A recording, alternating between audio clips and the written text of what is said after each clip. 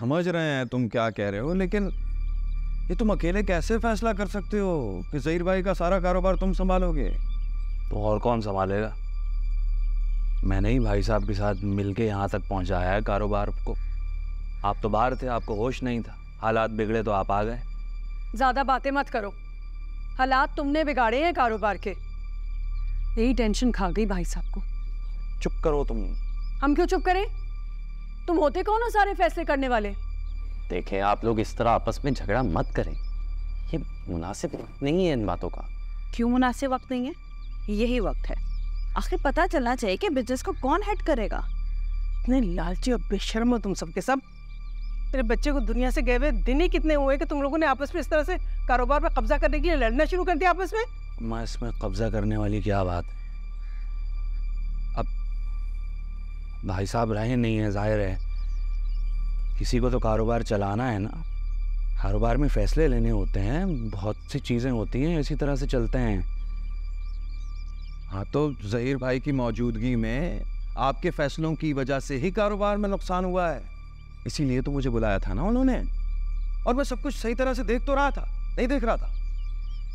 अगर ऐसी बात है तो फिर तो सज्जाद को भी मौका मिलना चाहिए बिजनेस संभालने का। ये भी अच्छे से जानते हैं बिजनेस को।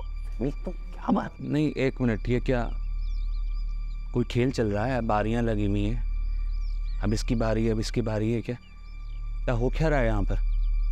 हैं? फिर किसको मिलेगा? फाखिर को मिलेगा। ज़हीर के बेटे का हक है ये।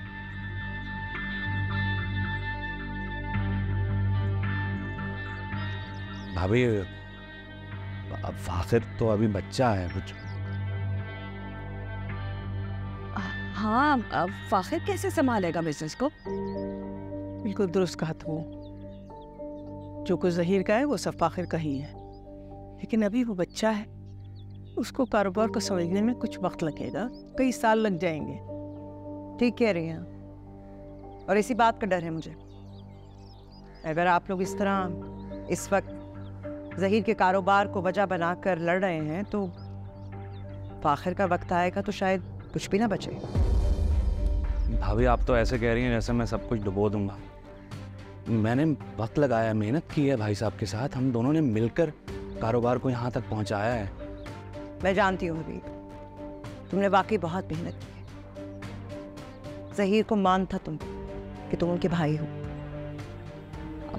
अब उनके जाने के बाद इस मान का क्या फ़ायदा? नहीं हबीब, मैं ज़हीर का मान टूटने नहीं दूंगी। लेकिन ज़हीर भाई ने अपनी मौजूदगी में देख लिया था कि कारोबार ठीक नहीं चल रहा, उनको फिक्र लाक हो गई थी अपने बिजनेस की, तो तभी मुझे बुलाया उन्होंने। उन्होंने आपको शामिल नहीं किया था, आप खुद उसमें शामिल हो गए थे, अगर आपको याद हो तो। ये तुम्हारी सोच है। सबके सामने ज़हीर भाई ने फराज साहब को जिम्मेदारी दी थी इस कारोबार की। और ये भी हम सब बहुत अच्छे से जानते हैं कि तुम हर वक्त भाई साहब के पीछे पड़ी रहती थी कि फराज साहब को बिजनेस में शामिल करें। फहमी, तुम चुप करो यार, इनका आपस का मामला है, तुम क्यों बीच में बोल रही हो? क्यों चुप रहूं मैं? जितना ये मामला इन सब का है ना, उतना ही मेरा भी है। तुम लोग सब पागल हो गए हो क्या? है मेरा बच्चा इस दुनिया से गया नहीं कि तुम लोगों ने मनमाने फैसले करने शुरू कर दिए? भाई साहब ने मुझसे कहा था एक दफ़ा कि तुम अपना कारोबार अलग कर लो, तुम्हें आगे जाके मसला होगा।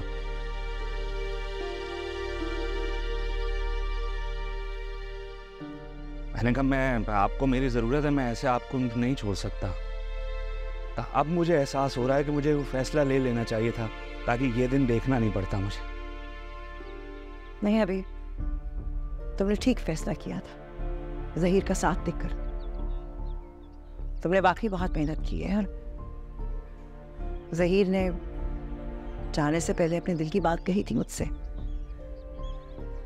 उन्होंने कहा था कि जो जिसका मकाम है ना, उसको उसी मकाम पे रहने देना, कुछ ना बदलना। हम ऐसा ही करेंगे। हम सबको ज़हीर के फैसले का मान रखना, बस। जी भाभी।